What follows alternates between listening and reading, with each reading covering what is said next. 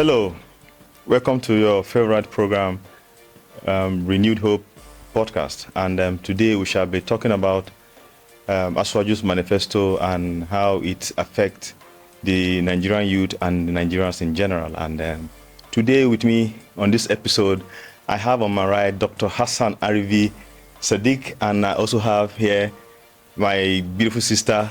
Today happens to be her birthday celebration, and then we are happy to have her in the studio, Dr. Gbodi Ajose. Yes, I like to call her full name because I am so much in love with that name. So you're welcome to the studio. Dr. Hassan, before we go into the podcast properly, I would like to ask us what you feel about the manifesto. What does it mean to you? What does the Renewed Hope Manifesto mean to you? How do you take it? Thank you. Happy birthday. Thank you. The beautiful one here, Dr. Gbodi. Yeah. Yes, the new hope in its essence, hope is what keeps us alive. Yeah. In fact, in several fora I've said it that Nigeria is living in hope, while developed countries are living in fear.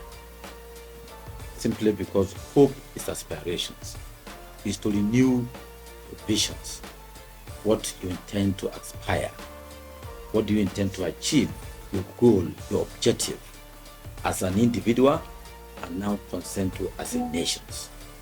So APC, the president-elect currently, Bola Ahmed Tinubu, who his slogan is Renewed Hope. He's trying to say that, look, Nigeria as a nation, we have all what it takes in terms of human and material resources to be top nations in the world. So on that basis, we shouldn't look at the current challenges and feel that there's nothing for Nigeria, especially where you are seeing a lot of youth today, which the syndrome of Japa, why he now said, why Japa? You are going to return back. Yeah. So yes. The essence of bringing the new hope is to encourage and bring it back that it is possible.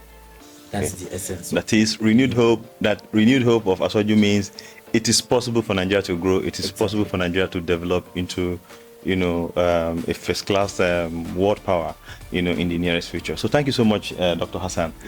I have Dr. Gbodi here. So tell me, in your own perspective, the renewed hope. What does it mean to you? Thank you for having me, Lashek. It's always good to be with you and my senior colleague, Dr. Hassan. Thank you. For me, Renewed is a strong slogan because I think at the time where, before the elections, there were a lot of, downcast citizens. People had lost faith in this country, and it looked like there was nothing good that Nigeria could offer. And we're truly happy with our president's election to be president by God's grace in 11 days. And what Renewed Hope means is that there's going to be a lifting in this country. We always said, to know a person, you look at the person's track record. You see how Tinubu, worked so hard in Lagos and took Lagos from a shabby town to a world-class town. And we're not just hopeful, we believe that that's the same thing he's going to do with Nigeria. And if you look at the manifesto, it's all-encompassing. And that alone in itself is going to show that this government is going to be different from every other kind of government that we've had. And our belief is, like my senior colleague said, the Japa syndrome. And I say, I'm sure by the end of 8 years, people will start coming back. In fact, I have a few friends who have said, they're going to come back as soon as they heard that Tinubu won. A lot of people are saying, we're relocating back to Nigeria. We know that it's going to be a place to be. Baba is going to bring businesses from here, from there. And silently, when we hear the gist on the ground, we already hear that Baba is already talking to different world powers, securing different economic deals. Recently, we heard that he spoke to the Secretary of the United States, already having like a deal with him concerning the economy. So that is already a light in the tunnel. So I think we're all hopeful, we're young people, and we believe that this is going to be a government that we're going to be proud of. Thank you. That's fantastic. Thank you so much for that insight. Now we have highlighted about 6 thematic areas in the manifesto that we're going to be discussing today, right? The topics might be too large for us to complete the discussion today, but let's start from somewhere. We are going to be discussing security, youth and women involvement in politics, agriculture, health, education, digital economy. From these highlighted points I have given, all the sectors I've given, Doctor, in terms of youth involvement in politics, how do you think the Nigerian youth is supposed to position themselves for the greater challenges ahead in terms of participating in this government of Aswaju? Thank you very much for that. I think before the general elections, from the angle of APC, where the youth take it upon themselves, because I was involved, that power does not, you don't take it, you don't give it, you take it. That for youth to be part of our government, you start from the political structure. And how do you do that? First of all, be a party member where you register and belong to a political party. Then if you have an interest in terms of party structure, you take part. If you also look at it that you have what it takes to contest, then you can now go into contesting any positions within the party manifestos. But first of all, youth has to be part of it. That is the only way the youth can be in power and also to grab power. Now, if you look at the general elections that has happened in February, there's a lot of youth out there who has done something marvelous, because I keep eye and tag on them. 2 people who have done a lot that inspire a lot of people, a lot of youth today to be part of the campaign and all that. That even led to the success of Bola Ahmed Tinubu, the president-elect today. One is his Sheikh Tinubu, is his son. He brought 2 things to the political space within the youth. The first thing was deeply involved in elections. Yes, the first time in one. history of Nigeria. 2. Sorry, Doctor. The first time in Nigeria that you have son of an aspirant. Yeah, yes, let me stick Sorry deeply. Yes. Yeah. Now this is 1. 2, humility, because in our political space before, what we know here is that most of our the political bigwig don't involve their children. They allow the children to stay away and use the non-charlatan children in terms of elections and all that. It is when we said the food is done, you can announce that their children will now come and take part. But Sheyi ST has been able to do something differently by involving day-to-day, night-to-night campaigning, which led to the even emergency of Tinubu. This one has also encouraged other youth to do that, because among the front line of our presidential candidate, none of them, the son, has able to take part the way ST has taken part. So which means he has achieved bringing 2 things to the ground. And what that has given to him is already making a progress in terms of his political career, which obviously he doesn't know. 2, he has, through that, he has able to people to genuinely have interest and love him because of that 2 things he has brought to the table. That's true. Yes. The second person was BOT. That is Sugar. Yes. Sugar also has about 2 things, because I said I keep tag on them, like close a watch and I watch them. Sugar was able to bring in the issue of strategy. He's someone where whatever he wants to do, he always win, no matter the obstacles and all that, because he brings strategy into it, which is worthy of emulating. 2, he is able to display sense of integrity in terms of financials, political administrations, because these are the things that are easily found within the youth brackets. So, but my watch, I've been able to see that These two guys have been able to bring this into the current election that we just passed, which now aspire a lot of the youth to keep into the same basket and pedestal. That is not just about youth participations. What are you bringing to the table? What do you have to offer? What are people going to use to see and that, oh, it is worthy to emulate? So this is what these two of them have been able to bring into the current political space. So with time, you are now going to see that a lot of youth will key into that behavior and character. Because to me, knowledge is power, but character is everything.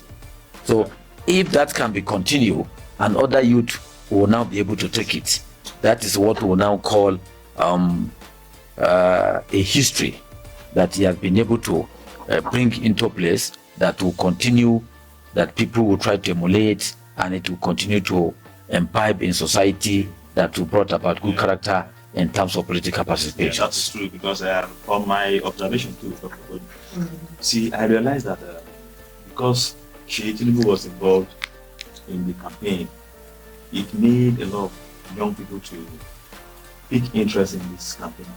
You know, you could see the kind of people around him, the number of youths around him. It got to a point. I noticed it got to a point during the National Youth Summit. You remember the National Youth Summit? I realized that he was liaising with all the 37 state APC youth leaders. So what does that tell you? It tells you that he's beginning to understand the structure, he's beginning to work with the structure, and then hoping that, in the nearest future, we can actually make use of the structure, to the benefit of Nigerians. So, Dr. Gbodi, on women involvement in politics. I know you belong to the APC Progressive Women Forum. I think so. Yeah. So, how are you people preparing for this? The inauguration and post-inauguration. How do you think Aswaju is going to relate with you people? No, I already see that Asiwaju, our president is going to be very tilted towards, most importantly, I think, the youth and the women. We saw people like Dr. Betta show like a very high level of commitment. We saw Abike Dabri, who was, constantly with the president-elect for different rallies. We saw other women, who showed like a huge sense of commitment. And then to the First Lady herself, Mrs. Remi Tinubu, we could actually see that the dedication she put in also carrying women along. So I can only see that this government is going to really tilt and look towards the women. And the manifesto has also ensured that there are certain things that will be, not be taken lightly. And I think the manifesto talks about domestic violence and abuse. And that is one thing that no government has really, really focused on. And I'm happy that it was in the manifesto of our president-elect, and for a president to even be thinking in the things that actually affect women is to say that he's passionate about them. A woman cannot function if she's abused at home. A woman cannot function if she's suffering domestic violence at home. And we have those numbers increasing by the day, Every time you keep hearing of women being killed. We saw that happen last year with Osinachi, such a great musician who was killed and beaten and battered by her husband. So I'm happy that the nitty-gritty of what has affected women over the years, this government is planning to look into it. And women have also shown capacity. Most times when we talk about elections, we always say women are the highest turnout, for campaigns and even voting, So I'm also I'm happy that the manifesto is saying, we're going to ensure that these women, we can support them, small businesses, small loans, and we always say women build a nation. Children are raised by women, and when you have a stable woman, you will have a stable child, and I think that in turn gives us a stable nation. So I'm really happy that we're having two people who understand governance. We're having our president-elect who has been a governor. We're having a senator as his wife who has also, acted in a very high capacity. So were in both parts is showing that we're in for good. So I think women should really come out and believe that they can participate politically. People always feel like, it's such a terrain they don't want to be involved in. But I always say you can't make a change if you're not in the system. If you're in the system, you can make a change. So women should actually join political parties, show their worth. And the manifesto also talked about women who are not who don't have like proper education, and if you look at also the education part in the manifesto, the president-elect is saying there's going to be loans, student loans. We know we have those issues. Students say they cannot pay. So if all of that is going to dovetail into that involvement, I believe that women would also participate and at the same time be able to bring their expertise from home into the governance. And it's not that I keep saying it, please, it's not like women are trying to take over men. No, we're not talking about the stereotyping, or we're not talking about the fact that women want to rule. We're just saying, okay, women want to be involved. They also have skills that they can show, and they can be involved subtly, but also bring their tender emotional part into politics. And I feel like when you have that balance, I'm sure we're going to have a balanced government, because we have a governor, a former governor, we have a senator. We can only just say that's going to be the best. Thank you so much, Dr. Gbodi. I know if I allow you to continue, you just keep hammering on women and how they will participate in this government. Okay, thank you so much. Viewers, we have come to the end of today's episode of the Renewed Hope podcast. I'd like to thank my guests for coming. You guys made this particular episode interesting. Talking about everything that we've said so far. Well, we've come to the end of the show, so thank you so much, and I hope you join us again on our next episode, when we will be bringing more, esteemed, guests that will be coming to dissect and analyze the Renewed Hope Manifesto of His Excellency Bola Ahmed Tinubu. So on that note, I say thank you. Cheer up, Nigeria. Hope is here.